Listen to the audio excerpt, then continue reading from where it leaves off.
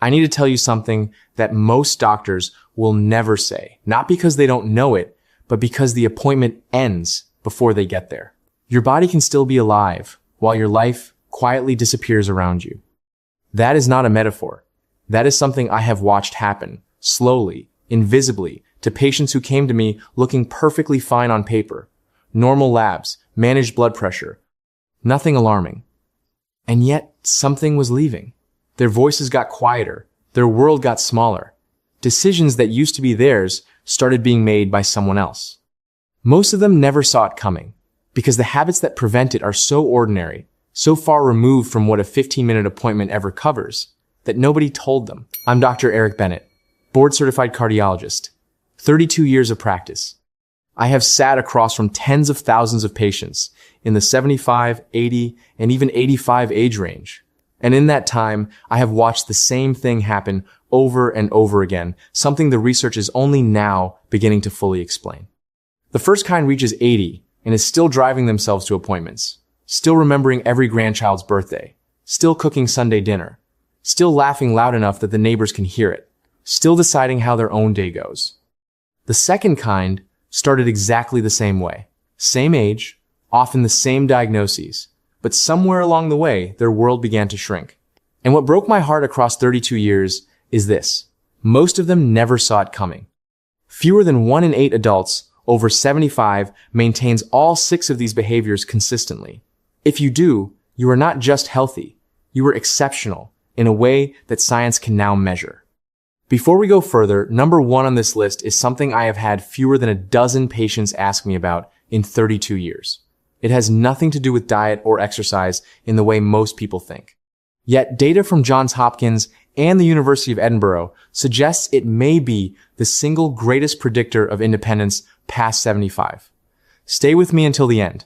That one is worth the entire video. Drop your age in the comments right now and tell me, which one of these 6 do you think you already have?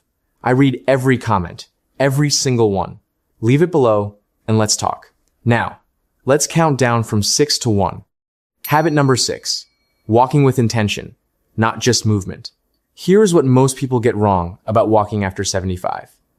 They treat it as transportation, car to store, bedroom to kitchen, and count that as movement. It is not.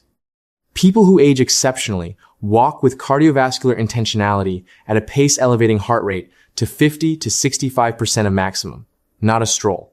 A purposeful, sustained effort lasting at least 20 minutes. After age 70, arterial walls stiffen at an accelerated rate, structural stiffening called arteriosclerosis. When arteries lose elasticity, the heart works harder, blood pressure rises, and the brain receives subtly less blood each year. A Heritage Family Study analysis found sustained aerobic walking produced measurable reductions in arterial stiffness, not slowed progression. Actual reduction. Think of your arteries like a garden hose left in the sun too long. They lose their flex. Pressure inside rises. Things crack at the fittings. Intentional walking puts the flexibility back. Prescription. 20 to 30 minutes, 5 days a week, at a pace where you can speak in sentences but would not want to sing. Practical tip. Morning timing amplifies everything. Research from the Journal of the American Heart Association found morning exercise produces a 24-hour blood pressure reduction that afternoon exercise does not replicate. Walter, 78, retired engineer from Columbus, Ohio. Blood pressure 148/91. On 2 medications. Resigned dignity he had accepted. This was simply what aging felt like. One change. 30 minutes walking every morning before breakfast. 8 weeks later, 134/82. 3 months later, Dr. Bennett, I feel like I got a decade back.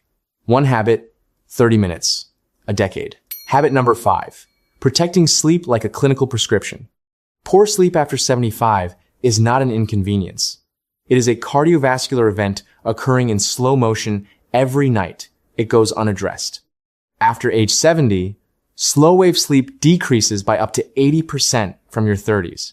The phase during which your body repairs arterial walls, regulates inflammation, and removes waste from the brain through the glymphatic system. When deep sleep disappears, that cleaning cycle runs incompletely, night after night. year after year. A UC Berkeley study found adults over 70 with disrupted sleep showed 68% higher accumulation of amyloid plaques linked to Alzheimer's. The cardiovascular consequences are equally severe. Fragmented sleep eliminates nocturnal dipping, the nighttime blood pressure drop cardiologists consider one of the most reliable predictors of long-term heart health. When the dip disappears consistently, cardiovascular damage accumulates exactly as it would from daytime hypertension. The people who age exceptionally sleep with military consistency. Same bedtime within 30 minutes every night. Same wake time every morning including weekends. Bedroom at 65 to 68 degrees. No screens. 60 minutes before bed, mental stimulation delays. Sleep onset by an average of 47 minutes in adults over 70, per Harvard Medical School research. Practical tip: 10 minutes of diaphragmatic breathing before sleep. 4 counts in, 6 counts out. This reduces nighttime cortisol by up to 22% and meaningfully increases deep sleep. It costs nothing, and it may be doing more for your heart while you sleep than the medication you took before bed. Habit number 4: eating protein in a deliberate, distributed pattern. The idea that you need less protein as you age is not just wrong. It may be one of the most harmful pieces of nutritional folklore that has ever passed quietly through the medical system. After 75, your body requires 50 to 75% more dietary protein per pound of body weight than a healthy 30-year-old. The reason? Anabolic resistance, the reduced ability of aging muscle cells to respond to protein stimulation. Your muscles are not lazy. They are harder to reach.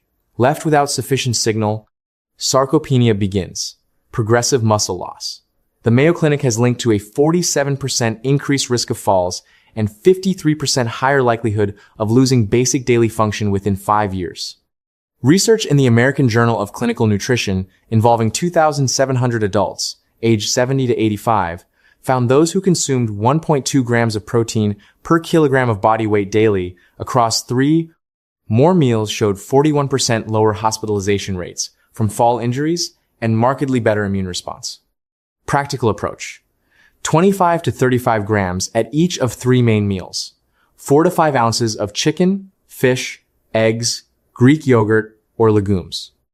Spread across meals, because aging muscles can only utilize 35 to 40 grams per sitting for synthesis. Practical tip: pair each protein meal with vitamin C, an orange bell pepper, a splash of lemon juice. Vitamin C drives collagen synthesis, maintaining connective tissue and vascular wall integrity after 75. Helen, 79, retired schoolteacher from Savannah, Georgia. 14 pounds of lean muscle lost in 18 months. Grip strength in the 12th percentile. Her previous doctor called it a normal age-related change. It was not normal. It was preventable. 12 weeks of restructured protein intake later. 9 pounds of lean mass regained. Grip strength at the 55th percentile. She told me, "I didn't realize I had been disappearing." Protein does not just feed muscle. It protects the version of you that still shows up. Before I continue, if this video is giving you something a doctor's appointment never quite had time to give you, please subscribe right now and share this with someone between 70 and 90 who needs to hear it. This channel exists to give you the clinically grounded truth that 32 years of cardiology has taught me truth that 15-minute appointments almost never cover. We are working toward 100,000 people who deserve to know their real numbers. Subscribe. Like. Let's keep going. Habit number 3. Maintaining at least one genuine social covenant every day. I told you one of these habits would surprise you. This is the one. It sounds too emotional, too far outside cardiology to carry medical weight. It is not. A Brigham Young University study analyzing 300,000 adults found social isolation carries a mortality risk equivalent to smoking 15 cigarettes per day. Being chronically isolated is as dangerous to your lifespan as smoking 15 cigarettes every single day. The National Institute on Aging found that loneliness accelerates cognitive decline by 64%, increases dementia risk by 41%, and elevates interleukin-6 and C-reactive protein inflammatory markers that directly damage cardiovascular tissue. Meaningful social interaction triggers oxytocin, suppresses cortisol, reduces inflammation, and keeps neural pathways structurally intact. Your social brain is a muscle. The neurons that fire during genuine conversation are the same neurons maintaining your memory and sense of self. When those neurons go quiet for weeks, they begin to prune. After 75, unused pathways become far harder to restore. Prescription. At least one genuinely engaged interaction every single day. A real phone call. A community group. A walking partner. A meal with someone who makes you argue a little. Passive presence does not count. The stimulus must be active. Dorothy, 83, from Pensacola, Florida, lost her husband of 51 years and withdrew almost completely. Her daughter brought her to me 8 months later, cognitively declined measurably in under a year. We did not change her medications. We built her a social schedule, a book club, daily phone calls with a rotating family, a twice-weekly volunteer shift at her local library. 8 months later, her cognitive scores returned to near baseline. Her daughter called and said something I wrote down. She sounds like herself again. Social connection is not a comfort after 75. It is a biological requirement. Practical tip. Pair social engagement with movement.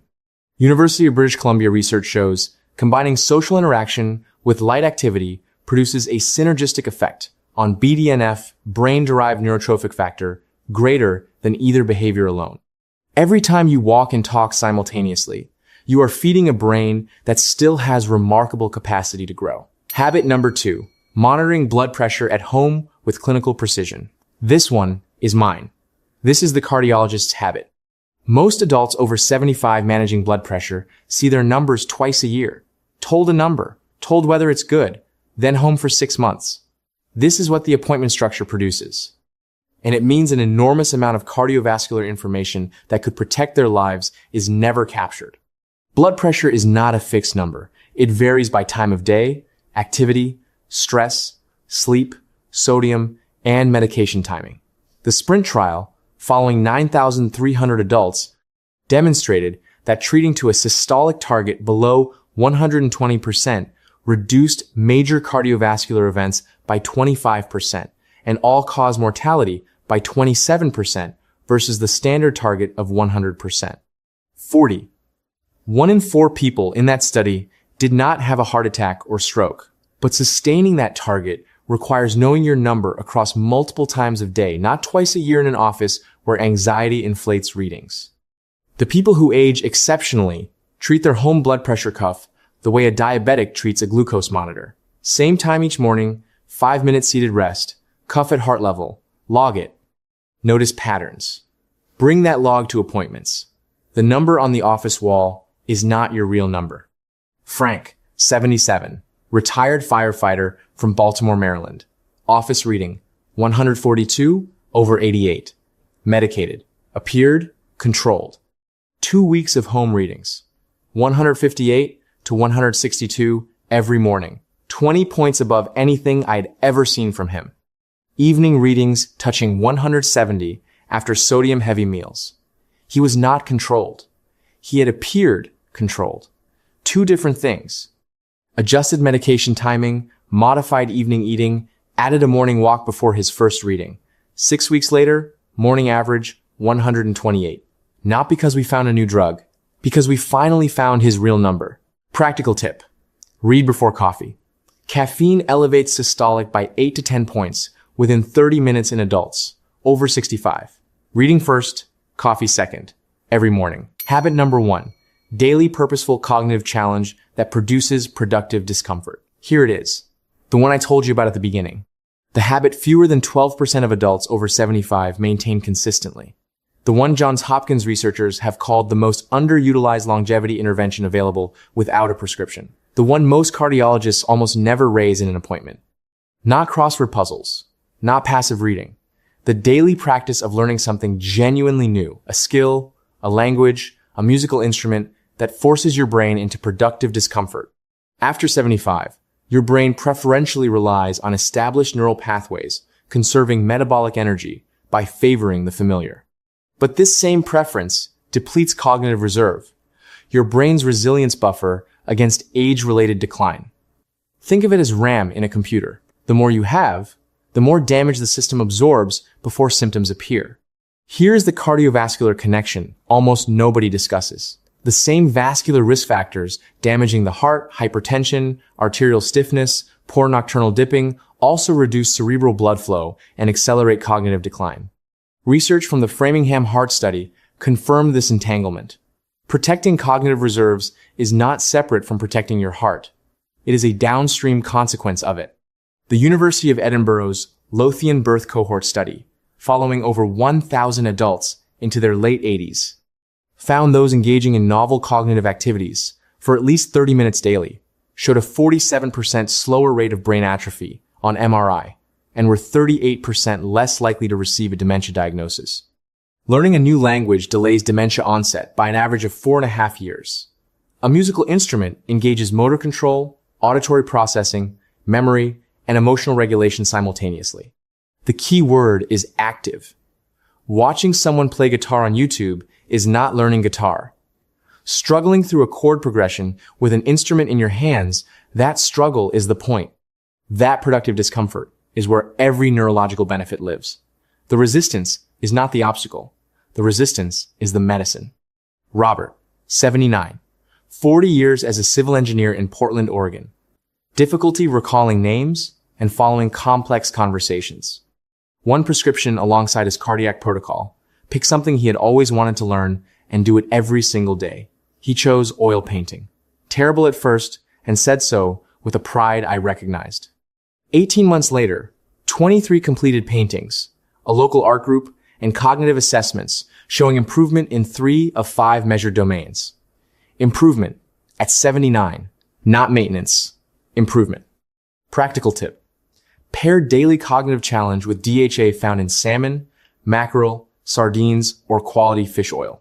Framingham Heart Study research shows adults with higher DHA demonstrate significantly better neuroplasticity responses to cognitive training. DHA helps your brain absorb the benefit of what you are learning. It is the fertilizer beneath the seed. All clinical references are in the description below. Read them. Bring them to your next appointment. Now let me say something. From 32 years of sitting across from people in this age range, this decade of life, 75 to 85, is treated by medicine, by the media, and sometimes by families as a departure lounge, a waiting period, something to be managed rather than lived. It is not. The body and mind at 75, at 80, at 85 retain a remarkable, stubborn, scientifically documented capacity for resilience. Not in spite of age, in dialogue with it. The 6 habits we covered, intentional walking, protected sleep, deliberate protein, daily social covenant, home blood pressure monitoring, and purposeful cognitive challenge are not about turning back the clock. They are about making the most extraordinary possible use of the time the clock still has. Still driving to your own appointments. Still being the one who remembers where you put the car keys. Still cooking the meal the whole family comes home for. Still being the person whose opinion carries weight in the room. Still laughing until your eyes water at something your grandchild said. That is what independence looks like. That is what quality of life means. And I promise you, I have seen it in patients who were told there was nothing left to optimize. It is never too late to begin. If you are not subscribed yet, please do that right now. Every week, I bring you the research-backed, clinically honest truth that 32 years of cardiology has made me qualified to teach, and that 15-minute appointments almost never cover. We are on our way to 100,000 people who deserve to know their real numbers. Subscribe, like, share this with someone between 70 and 90 who needs it today. Leave your age in the comments. Tell me which of these 6 you are strongest in and which one you want to build. I will read every response. In my next video, I am going to tell you about something that directly undermines 3 of these 6 habits simultaneously. Sitting in the medicine cabinets of an estimated 40% of adults over 75 right now. You will want to see that before your